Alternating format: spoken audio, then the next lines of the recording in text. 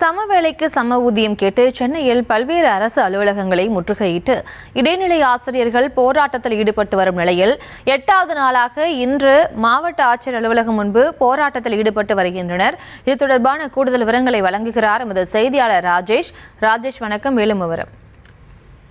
பிரியங்கா வணக்கம். இடைநிலை ஆசிரியர்கள் சம வேலைக்கு சம ஊதியம் கேட்டு போராடி வரும் நிலையிலே 8வது நாளாக இன்று போராடி கொண்டிருக்கிறார்கள். தினசரி ஒவ்வொரு அரசு அலுவலகத்தை முற்றுகையிட்டு அவர்கள் போராட்டத்தில் ஈடுபடக்கூடிய நிலையில இன்று சென்னை மாவட்ட ஆட்சியர் அலுவலகத்தை முற்றுகையிட்டு அவர்கள் போராட்டத்திலே ஈடுபடுகிறார்கள். போராட்டத்தில் ஈடுபடக்கூடிய அந்த ஆசிரியர்கள் குண்டுக்கட்டாக தூக்கி கைது செய்யப்படுகிறார்கள். அந்த ஆசிரியர்களிடம் முதலில் காவல்துறையினர் பேச்சுவார்த்தை நடத்தி பார்த்தார்கள். இங்கு போராட்டம் நடத்துவதற்கு அனுமதி கிடையாது, இது மாவட்ட ஆட்சியர் அலுவலகம், பல்வேறு தரப்பு பொதுமக்கள் மனு கொடுப்பதற்காக வருவார்கள், ஆட்சியரை சந்திப்பதற்காக வருவார்கள், அவர்களுக்கு நீங்கள் இடையூறாக இருக்கக்கூடாது என்று சொல்லி பார்த்தார்கள். ஆனால் ஆசிரியர்கள் கலைந்து செல்லவில்லை. தொடர்ந்து நாங்கள் 7 நாட்களாக போராடி கொண்டிருக்கிறோம். இன்று 8வது நாள். எங்களது கோரிக்கைக்கு எப்போதுதான் தீர்வு கிடைக்கும், எனவே தீர்வு கிடைக்கும் வரை நாங்கள் இந்த இடத்தை விட்டு நகர்ந்து செல்ல மாட்டோம் என்று சொல்லிவிட்டார்கள்.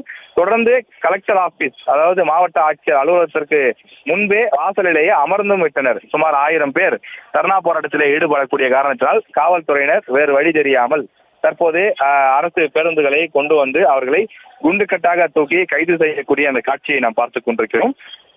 ஆசிரியர்கள் தொடர்ந்து கண்டன முழக்கங்களை எழுப்பிக் கொண்டிருக்கிறார்கள். வி வாண்ட் சிஎம் என்று சொல்லிக் கொண்டிருக்கிறார்கள். நாங்கள் யாருடனும் பேச்சுவார்த்தை நடத்தவும் தயாராக இல்லை. ஏனென்றால் எங்களது கோரிக்கை என்ன, எங்களுக்கான தீர்வு என்ன என்பது அரசுக்கு நன்றாக தெரியும். முதலமைச்சர் எங்களிடம் பேச்சுவார்த்தை நடத்த வேண்டும், முதலமைச்சர் எங்களுக்கு கொடுத்த வாக்குறுதியை நிறைவேற்றி கொடுக்க வேண்டும், நாங்கள் முதலமைச்சரை சந்திக்க வேண்டும் என்று அவர்கள் கோஷங்களை எழுப்பிக் கொண்டிருக்கிறார்கள். இந்த இடைநிலை ஆசிரியர்களுடைய போராட்டத்துக்கு என்ன காரணம் என்று நாம் பார்க்கும்போது 2009ஆம் ஆண்டு மே மாதத்திற்கு பிறகு, அதாவது ஜூன் ஜூலை போன்ற மாதங்களிலே பணியமர்த்தப்பட்டவர்களுக்கு குறைவான சம்பளம் வழங்கப்படுகிறது.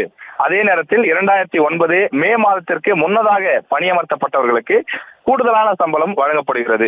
அந்த 2 தரப்புக்கும் இடையே இருக்கக்கூடிய வித்தியாசம் சுமார் 20,000 முதல் 24,000 வரை தற்போது வந்துவிட்டதாக ஆசிரியர்கள் குற்றச்சாட்டுகளை முன்வைக்கிறார்கள். ஒரே பள்ளியிலே ஒரே மாதிரியான வகுப்பறையிலே மாணவர்களுக்கு பாடம் நடத்தக்கூடிய எங்களுக்கு இருவேறு சம்பளம் ஏன்? அவர்களும் ஒரே பணியை தான் செய்கிறார்கள், நாங்களும் அதே பணியை தான் செய்கிறோம். ஒரு நாள் வித்தியாசத்தில் பணியில் சேர்ந்த எங்களுக்கு இவ்வளவு பெரிய ஊதிய முரண்பாடு நியாயமா என்று அவர்கள் கேள்வி எழுப்புகிறார்கள். இடைநிலை ஆசிரியர்களை பொறுத்தவரையிலே 1 முதல் 5ஆம் வகுப்பு வரை தமிழ்நாட்டில் உள்ள அரசு பள்ளிகளிலே அவர்கள் பணியாற்றி கொண்டிருக்கிறார்கள். தமிழ்நாடு முழுவதும் இருக்கக்கூடிய அரசு தொடக்கப்பள்ளி, நடுநிலைப்பள்ளி, இது போன்ற பள்ளிகளிலே அவர்கள் மாணவர்களுக்கு பாடங்களை கற்பித்துக் கொண்டிருக்கிறார்கள். இந்த ஆசிரியர்களுடைய போராட்டம் என்பது 2010ஆம் ஆண்டிலிருந்து நடைபெற்றுக் கொண்டிருக்கிறது. சுமார் 15 ஆண்டு காலமாக இந்த போராட்டம் நடைபெற்றுக் கொண்டிருக்கிறது. கடந்த அதிமுக ஆட்சி காலத்திலும் பல முறை இந்த இடைநிலை ஆசிரியர்கள் போராட்டத்தை நடத்தியிருக்கிறார்கள். அவர்கள் அப்போது சொன்ன கோரிக்கை என்னவென்றால், கடந்த திமுக ஆட்சியிலே, அதாவது 2006 to 2011 காலகட்டத்திலே அவர்களுக்கு இந்த பிரச்சனை ஆரம்பித்தது. எனவே அதிமுக இதனை சரி செய்து கொடுக்க வேண்டும் என்று அவர்கள் கோரிக்கை வைத்திருந்தார்கள். ஆனால் 10 ஆண்டு காலம் அதிமுக ஆட்சியிலே இந்த கோரிக்கை ஏற்கப்படவில்லை. குறிப்பாக எடப்பாடி பழனிசாமி அவர்கள் முதலமைச்சராக இருந்த காலகட்டத்தில் 2018-19 காலகட்டத்திலும் மிக தீவிரமான போராட்டங்களை முன்னெடுத்தார்கள்.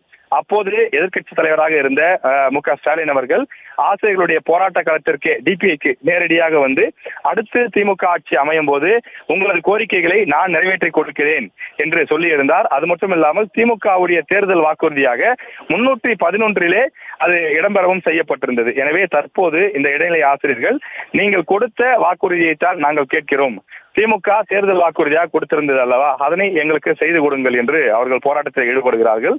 தற்போது அரையாண்டு விடுமுறையாக இருக்கக்கூடிய காரணத்தால் மாணவர்களுக்கு எந்த பிரச்சனையும் இல்லாமல் அவர்கள் போராட்டத்தில் ஈடுபட்டுக் கொண்டிருக்கிறார்கள். வரக்கூடிய 5ஆம் தேதி அரசு பள்ளிகள் தமிழ்நாடு முழுவதும் திறக்கப்பட இருக்கின்றது. பள்ளிகள் திறக்கப்பட்டாலும் கூட நாங்கள் எங்களது போராட்டத்தை கைவிடப் போவது இல்லை என்று ஆசிரியர்கள் தெரிவிக்கின்றார்கள். ஏனென்றால் நாங்கள் பல ஆண்டுகளாக காத்திருந்து விட்டோம். ஆட்சியாளர்கள் இதோ செய்வார்கள் அதோ செய்வார்கள் என்று நாங்களும் பொறுமையாக காத்திருந்தோம். ஆனால் எங்களது கோரிக்கை ஏற்கப்படவே இல்லை. இந்த திமுக ஆட்சியில் கூட 4.5 ஆண்டு காலமாக நாங்கள் தொடர்ந்து காத்திருந்தோம். ஆனால் எங்களது கோரிக்கை ஏற்கப்படவில்லை. இதற்கு மேலும் நாங்கள் காத்துக் கொண்டிருந்தால் தேர்தல் தான் வந்துவிடும். பிப்ரவரி மாதத்திலே தேர்தல் அறிவித்து விட்டால் அதன் பிறகு கோட் ஆஃப் கான்டக்ட் வந்துவிடும்.